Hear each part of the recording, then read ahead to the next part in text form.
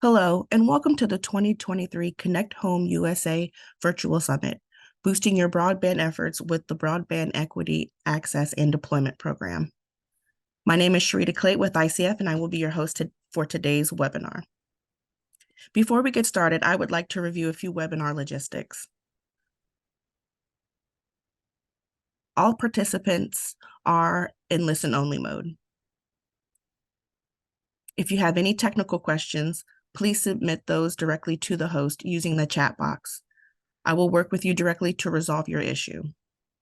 For content-related questions, please submit those in the Q&A box. We encourage you to submit your questions throughout the webinar.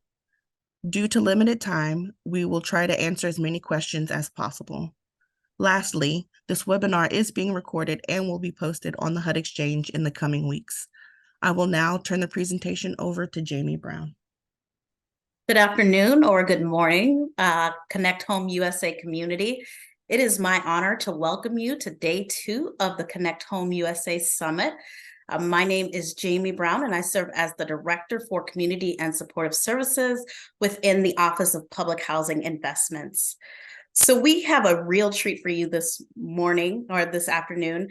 I'm honored to introduce none other than our very own HUD Secretary, Marsha Fudge, who will make opening remarks. A few words of introduction about our secretary. Secretary Fudge is the 18th Secretary of the U.S. Department of Housing and Urban Development. Throughout her career, Secretary Fudge has worked to help low-income families, seniors, and communities across the country. Secretary Fudge served as the U.S. representative for the 11th Congressional District of Ohio from 2008 to early 2021. She was a member of several congressional caucuses and the past chair of the Congressional Black Caucus. As a member of Congress, Secretary Fudge earned a reputation for tackling unique challenges of her district by working with her congressional delegation and across political ideologies. Thank you, Madam Secretary, for being here today. I'll turn it over to you. Thank you very much, Jamie. Thank you for having me today. And my thanks as well to our entire HUD team for hosting this important summit. Thanks as well to our partners at the National Telecommunications and Information Administration, including Evan, who directs the Broadband Equity, Access, and Deployment, or the BEAD program. Most importantly, thank you to our stakeholders, public housing and tribal leaders, multifamily owners, practitioners, and advocates for being here and for working with the Biden-Harris administration to bridge the digital divide. Throughout the summit, you will hear about the many investments the administration is making to ensure everyone can access high-speed internet. There is very little you can do today without the internet. We need it for work, for school, healthcare, and to connect with family and friends. When people, especially people of low incomes, do not have reliable internet service, they miss out on critical opportunities to build better lives for themselves and their families. To bridge the digital divide, we must advance broadband equity, and programs like BEAD help us get there. Another program that is extremely important to this work is the Affordable Connectivity Program. Thanks to the Affordable Connectivity Program, millions of Americans are eligible to receive free or discounted access to internet services. If you live in HUD-assisted housing, you are eligible for this benefit and you don't have to worry about it counting against your monthly income. That means the savings people see from participating in the Affordable Connectivity Program do not impact how much housing assistance you can receive from us. If you qualify for the program, you can also get up to $100 off the purchase of a laptop, tablet, or computer. For many, the only thing ACP costs is the time it takes to sign up. There's no reason to leave free money on the table.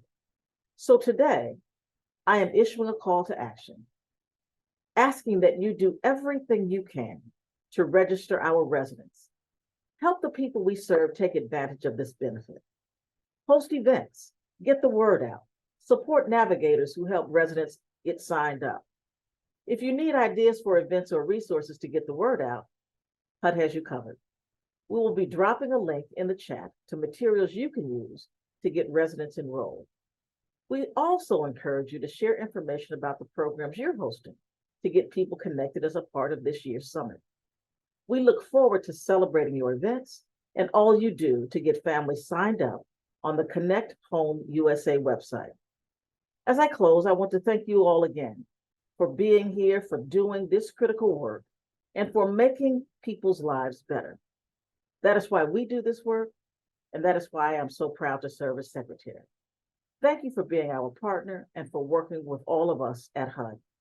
Thank you, Jamie. Wonderful. Thank you again so much for being here and your inspiring remarks about bridging the digital divide and issuing that call to action around the Affordable Connectivity Program. So now I'll pass the mic to Tisa Ayanaso to introduce our next presenter.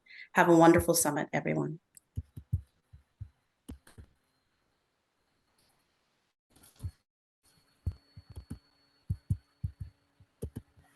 Thank you, Jamie. Again, I am Tisa Ayanaso. I am a Connect Home team member representing the Public and Indian Housing Division.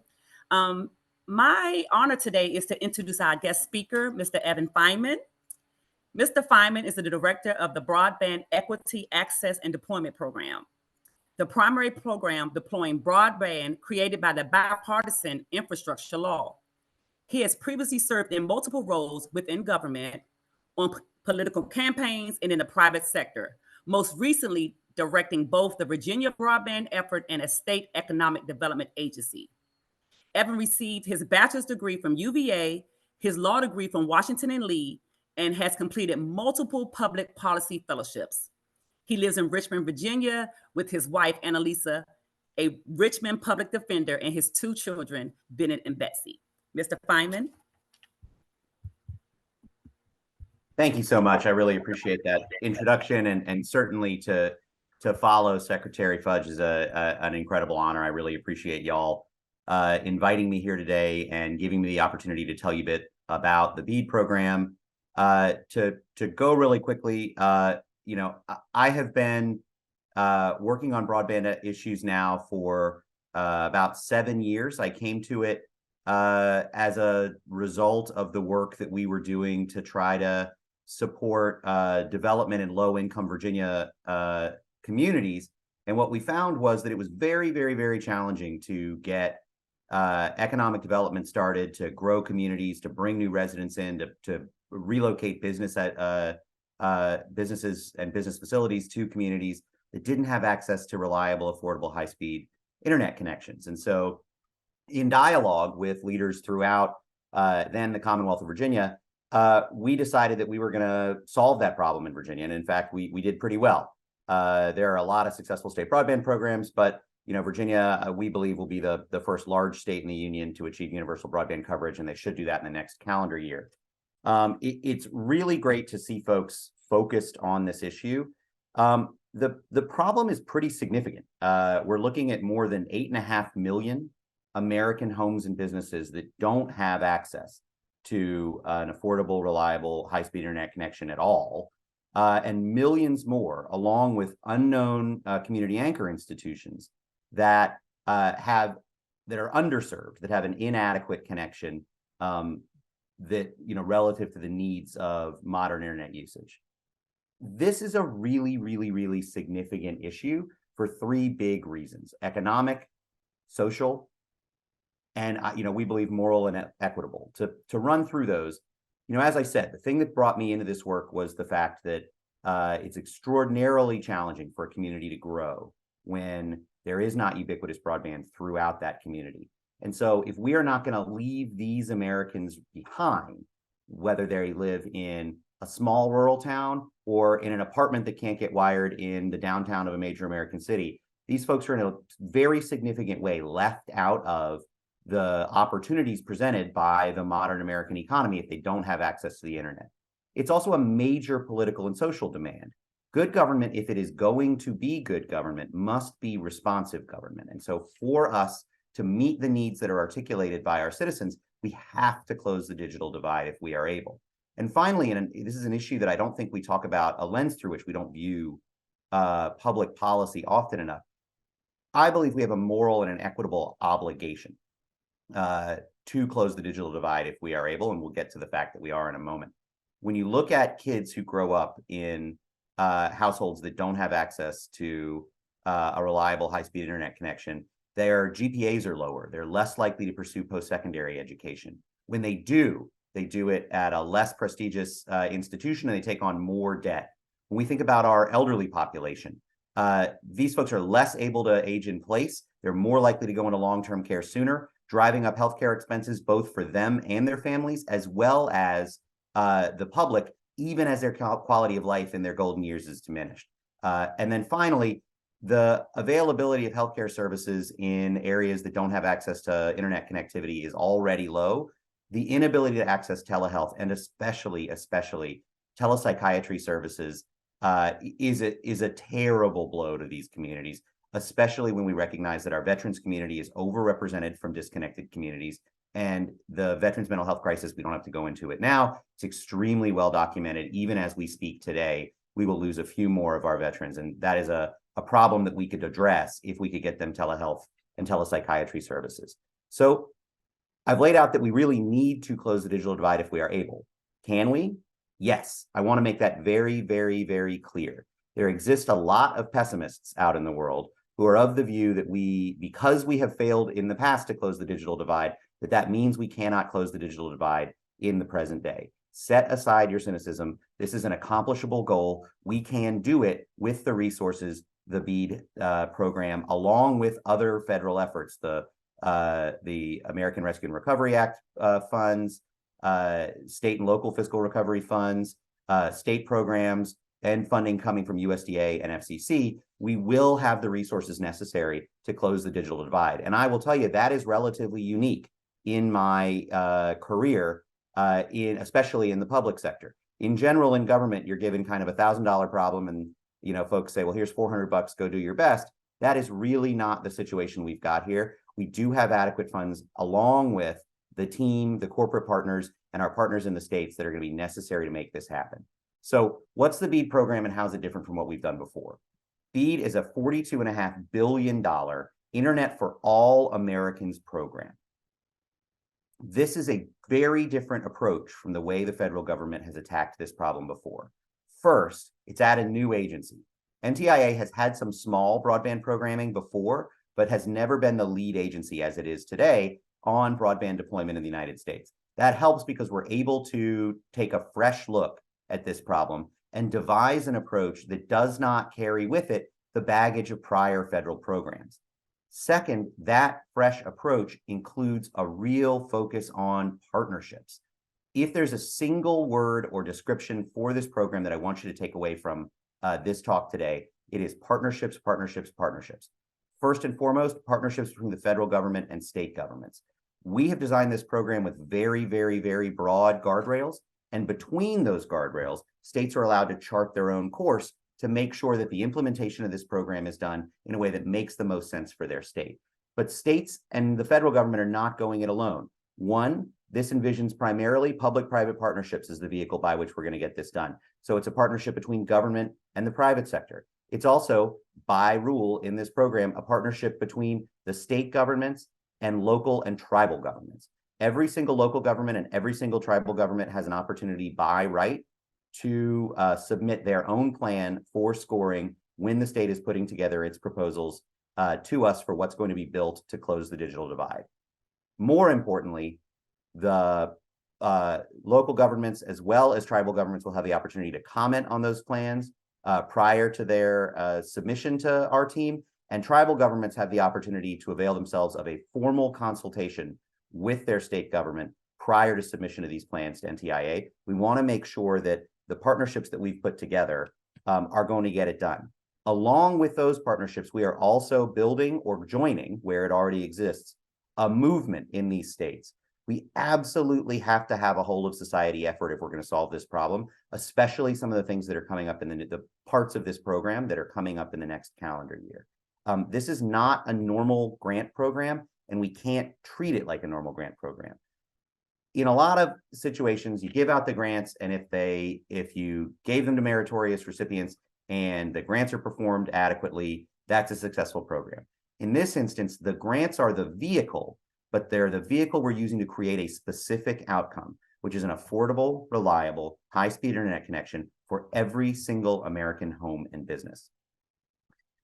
All of those partnerships and the people that we're pulling together form the backbone of this whole of society effort that's going to be ultimately necessary to get this done. Every single community, every single trade association, every interest group has a stake in the success of our project. We want to make sure that every single organization, whether it's our partners here in the federal government, our partners throughout state governments, or any of the other organizations that I talked about, has all the information you need to make sure that you're engaging with us meaningfully. And so what I would encourage you is, if you're a state level entity, reach out to your state broadband office and our staff in your state. You can find them at internetforall.gov. We have got an incredible team put together. I talked about a different model, and I really mean it. When I worked in Virginia, I spent a ton of time pounding on podiums, telling the feds to get out of the way.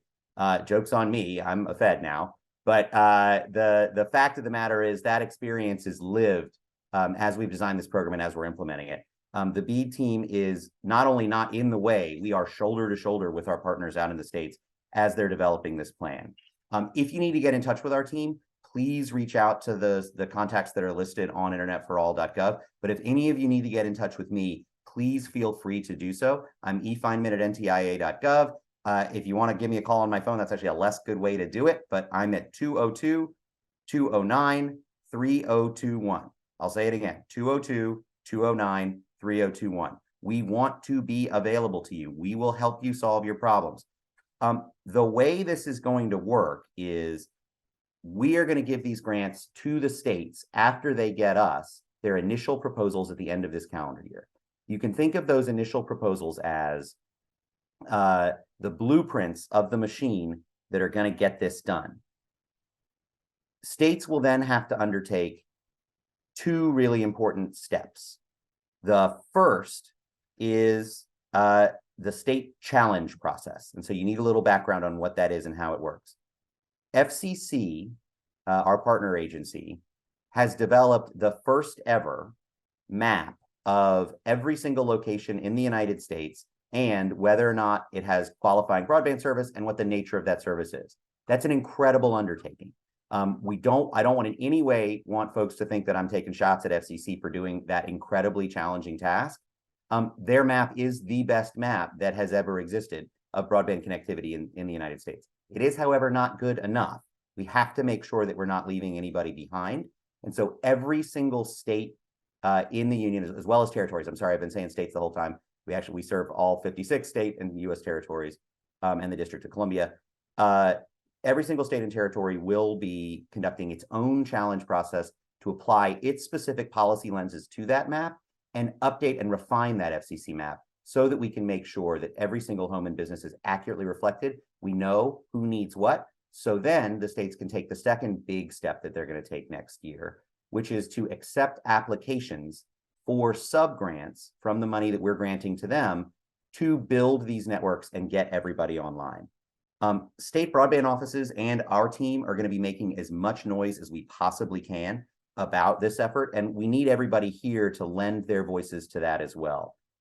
It is an absolutely critical exercise to identify every single disconnected apartment and condominium in multi-dwelling units, every single location on tribal lands, every single location in rural, suburban, exurban, or inner city that does not currently have adequate internet access available to them. We cannot do that. I cannot do that sitting in Richmond, but for the purposes of this, sitting in DC and pointing at spots in a map. The only way we're going to be able to do that is in partnership with folks on the ground who know what's going on. That starts with our relationship with the state governments, and then it carries forward to our relationship with all of the other partners that we know are necessary to make this work. The only other thing I want to leave you with right now is this is a really, really, really significant effort. We are striking a blow for equity, for giving every single American family, kid, elderly citizen, tribal member, members of minority or marginalized communities, everybody's going to have the same shot at participating in our new digital economy and society. We know that what we're doing is leveling the playing field and creating that brighter future for all of those folks. We know that this work is really good and important. There is, though, a group of people that are out there who are not on board with this work. And so I want to talk briefly about that. First, there's a set of people who are of the view that government should not be getting engaged in this, that we should leave it to the private sector. The reason that that is not the case is that there's a fundamental math problem that needs to be solved here. If it costs $1 million to build fiber out to 3 houses, those houses are never going to be able to pay back that $1 million in capital expenditure. Getting government into partnership with the private sector so that we can drive down those capital costs and make it make sense economically for an entity, whether it's a for-profit ISP, an electric or telephone cooperative, or a municipal broadband provider, making it make economic sense for them to get those folks online is important. The second group of people, and this is really remarkable, are simply, to my mind, enemies of progress. There's a great analogy between this program and rural electrification, which happened over 100 years ago. And I've been reading a lot about that because the two programs are so similar. And what we have found that's pretty remarkable is the same old crappy folks who have, either a lack of empathy for these rural communities or a lack of patriotism for the idea that every single American community should have access to the same opportunity, are saying the same things. Why do we need to worry about whether or not some apartment has access to the internet? Can't they just go to a coffee shop? Why do we need to worry about whether a farmer has access to the internet? They're just out there working in the fields anyway. That is the same crap that they were saying about rural electrification, the same crap that they were saying about universal telephone. Do not listen to those folks.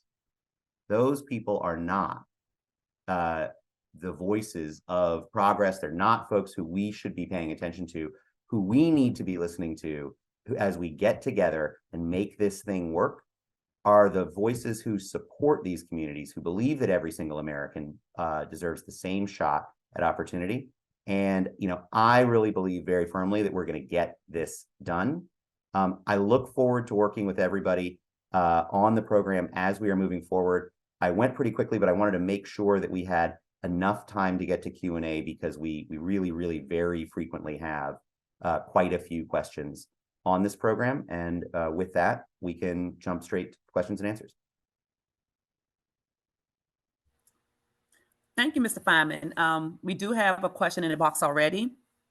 The first question is, where can that data be found about children without internet service, in homes without internet service?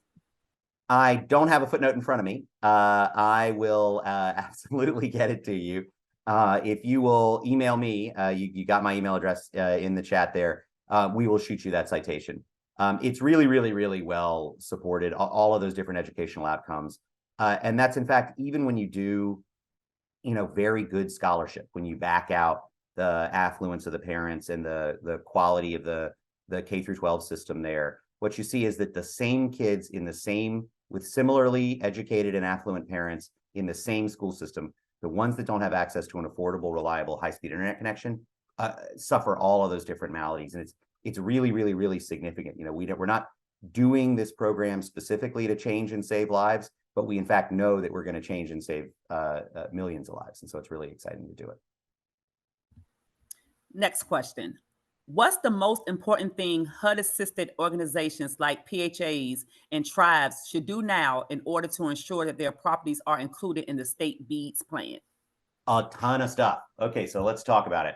One, your states are going to be putting out their initial proposals for public comment in the next month or month and a half. They need to hear from you about whether or not what they're proposing to do is going to work. Now, that is going to be their program design, not the map of where we're building and where we're not building. Critical to that, especially for the organizations that have joined us today, is going to be folks who represent or know of community anchor institutions that don't currently have connectivity adequate to accomplish their mission. Those community anchors need to stand up and make sure that they are included in the work that the states are doing.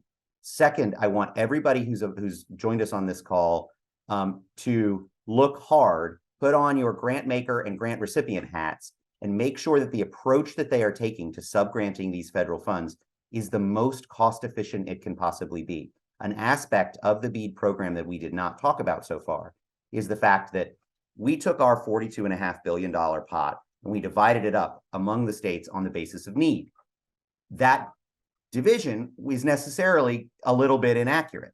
And so states that come in that are able to accomplish their infrastructure mission with less than the total allocation that they've gotten of that $42.5 billion will then have the opportunity to take their excess funds, which in some states will be tens of millions or even hundreds of millions of dollars.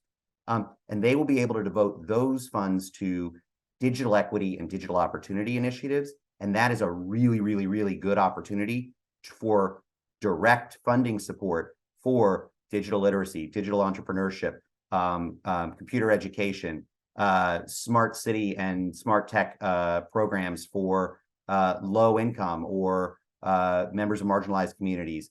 There's a huge opportunity for folks to be the direct beneficiary of those funds, apart from and aside from the infrastructure mission, if depending on how efficient the spending on the infrastructure mission is on a state-by-state basis. And so folks should definitely take a hard look at that. That's just between now and December 27th, when each state and territory government has to get into us their initial proposal. And let me tell you, we are working furiously with the states. We have sent our technical assistant teams to every single state and territory capital. Well, actually, we've got, 6 more days, and then we will have done that. By November 1st, we'll have done that. We are in dialogue every single day with those folks. We've also got staff on the ground in nearly every state and supporting every state. We've got some that are covering multiple states. Vermont, New Hampshire, the Pacific territories are covered by one staff person. And those folks are also there working every day, and they want to hear from you. So if you have not gotten outreach from our state federal program officer in your state, please reach out directly to them, and you can find their contact info on internetforall.gov. The real work starts early next year.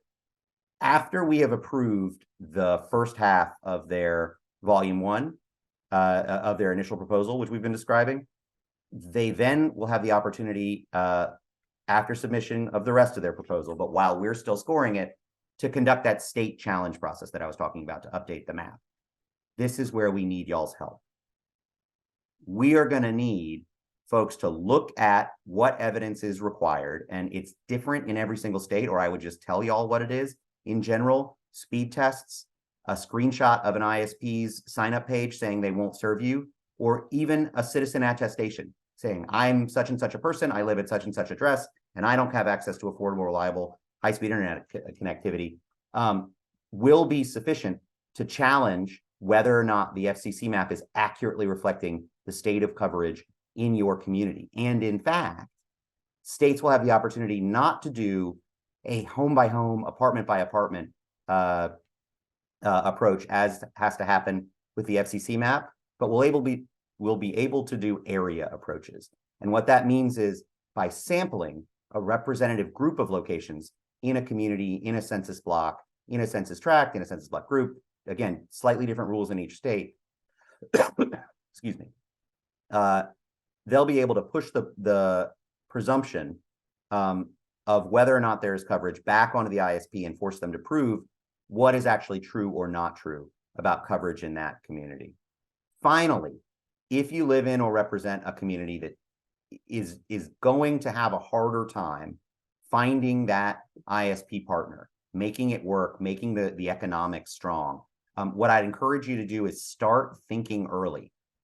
Get with our staff in the state and work on what it's going to take to attract the right partner. And our team can help you figure that out, so that when it's time for the states on the other side of their challenge process to take in these applications for subgrants to build this infrastructure, your community is represented, and there's an ISP ready to put in a proposal, get the money, get the shovels in the ground, and get folks online.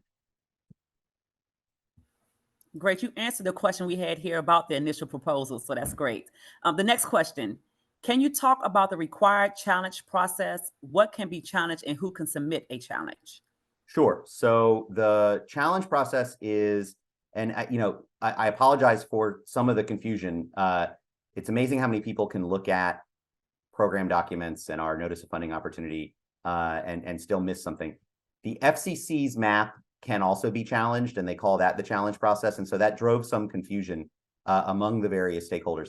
The state challenge processes are going to start from the FCC map of their state, and they will then exist so that we can do two big things. One, locate community anchor institutions that were not that are not captured by the FCC map. And two, challenge the status of availability that is shown for locations on that FCC map. So if your house, if your place of business, if members of your community are shown on that map as having access to a high-speed internet connection, and they in fact don't, and we know that there has been overstatement of coverage by ISPs, that state challenge process is the opportunity to flip those dots from green to red and make those locations eligible for construction of BEAD infrastructure to get that location online. Okay, let's do a hypothetical question. Let's say a PHA's apartment building is located in an area that is considered served by the state, but the property is actually underserved or unserved. How can a PHA remedy this situation under BEAD? So this is really, really, really important. One of the things that we know is that in a ton of apartment buildings, they're shown as served on the FCC map because there is service in, the manager's office on the ground floor, or even just one or a handful of units, but they've never gone up into the building. During the challenge process, folks are going to need to look at the multi-dwelling unit rules in the state's initial proposal and send in evidence that complies with those rules that specific units in those apartment buildings don't have access. And again, here you don't have to prove it for every single unit. You can use area challenge rules to make sure that works. They're going to vary a little bit between the different states, but in general, a handful of apartments or condos that you can show don't have access to a good internet connection will then allow you to flip all of the multi-dwelling unit buildings in a census block or a census block group. And then we'll be able to build connectivity to those folks. I apologize, there's somebody getting delivered and the dog has to fight that off. The other thing that I would say that I think is really important is that you're going to want to make sure that you have a plan or look for a partner who can get service into those units. And so the state will help you with that. Our staff will help you with that. Even if the landlord or building owner won't permit internal wiring, we will allow, blasting Wi-Fi signals from externally into those units so that we can make sure folks get connected. Additionally, if you are a housing authority, you yourself can be a community anchor institution, and you should be engaged with your state to make sure that you're on that list so that we can get you gig symmetrical service, which you can then deploy both at your offices if you need it, and into some of your public spaces and other areas so that your residents can take advantage of that. That is all really, really important work. We know that residents of public housing don't often have the loudest voices in our society, and that's messed up, and it's one of the reasons it's a big focus of this program. You had one more question, and I'm sorry, I'm blanking on it.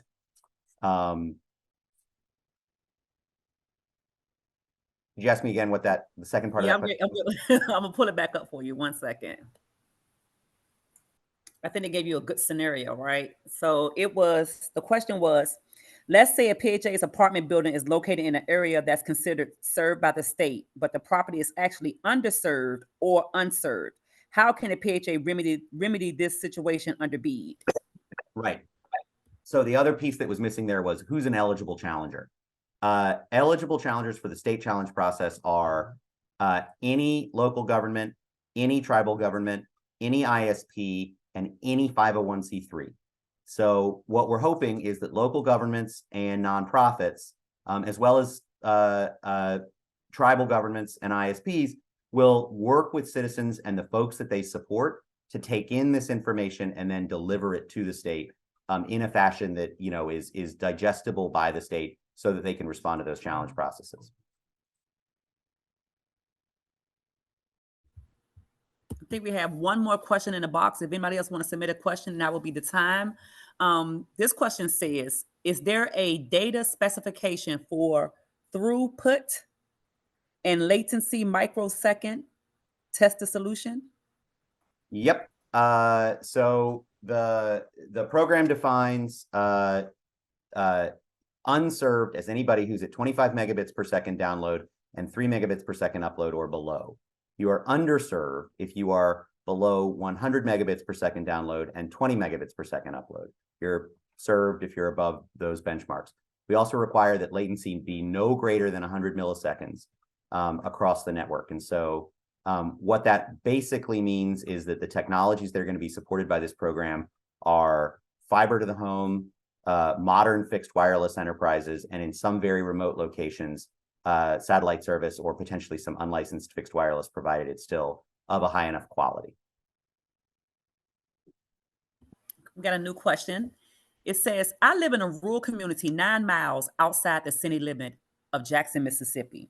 There are communities of different socioeconomic status who resides less than 3 miles from our community, and a business who operates less than a half a mile from our community. But we are unable to obtain broadband access. We have gone to our local board of supervisors and our state senator with our lack of access, but we are getting nowhere with obtaining access. What do you suggest we do to get access to reliable broadband? Well, here's what you got to do. First, reach out to your local leadership and make sure that they have a plan when Mississippi starts its challenge process next year to take in all of y'all's input and to get it to the State Broadband Office. Second, reach out to our federal program officer in Mississippi. His name's Ty James. He's spectacular. You're going to love him.